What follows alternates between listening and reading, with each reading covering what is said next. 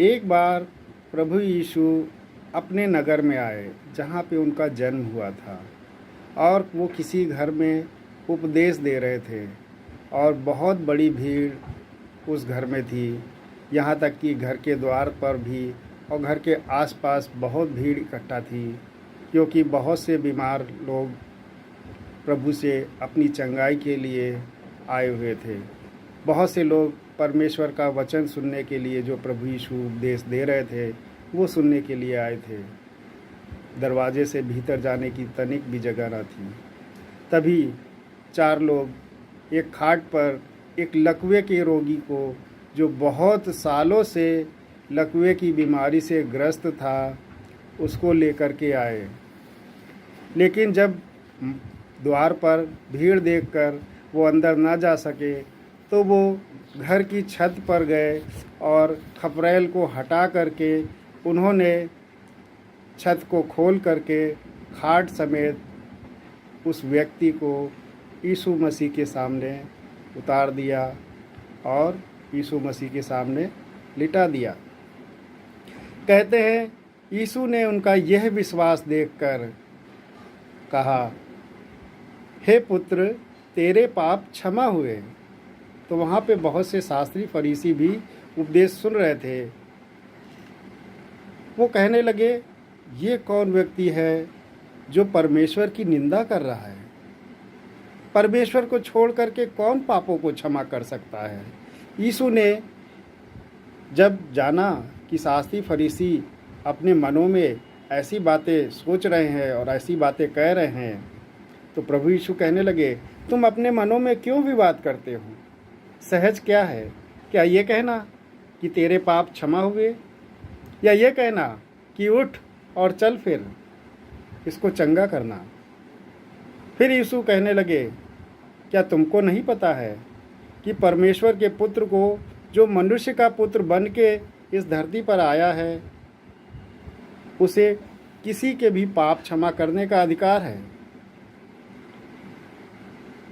शास्त्री फरीसी चुप हो गए और फिर यीशु ने लकवे के रोगी से कहा, मैं तुझसे कहता हूँ, उठ और अपनी खाट उठाकर अपने घर चला जा। वो रोगी मनुष्य तुरंत उनके सामने से उठा और जिस पर वो पड़ा था उसे उठाकर परमेश्वर की बड़ाई करता हुआ, कहते हैं कि अपने घर चला गया।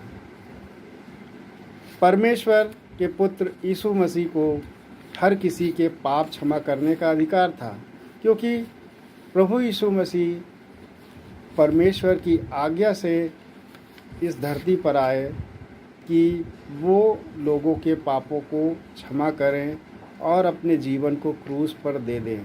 वो अपने जीवन को क्रूस पर देने के लिए इस धरती पर आए थे कि जो कोई भी उन पर विश्वास करे, उनके वचनों को सुने, उनके ज्ञान को सुने और उनके पास विश्वास से आए।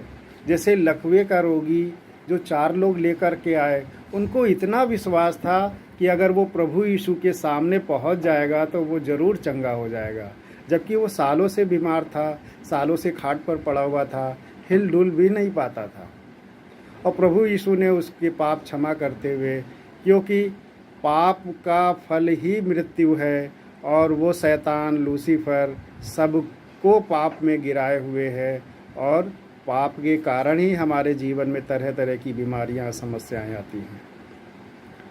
लेकिन जब हम प्रभु के पास आ जाते हैं तो कहते हैं कि हमारे पाप परमेश्वर क्षमा कर देते हैं, और फिर उस शैतान के पास से वो सारा अधिकार चला जाता है जो उसका उस व्यक्ति पर होता है, और प्रभु उस व्यक्ति को स्वतंत्र कर देते हैं, पाप से आज़ाद कर देते हैं, नया जीवन देते हैं कि वो स्वर्ग के राज्य का वारिस हो जाए। उसको कोई बीमारी छू नहीं सकती, क्योंकि परमेश्वर ने उसके पापों को क्षमा कर दिया होता है, क्योंकि उसने अपने पुराने जीवन को छोड़ करके परमेश्वर के वचनों को ग्रहण कर लिया होता है, और वो परमेश्वर की शरण में आ चुका होता है, परमेश्वर पर विश्वास कर लेता है। तो प्रियो, हम भी परमेश्वर पर विश्वास करें, जिससे हमारे पाप ढांपे जाएं और हमारे पाप क्षमा किए जाएं, जिससे शैतान हमको उन बीमारियों में ना डाल सके जिनमें लोग रहकर परेशान होते हैं। सभी को जय मसीह।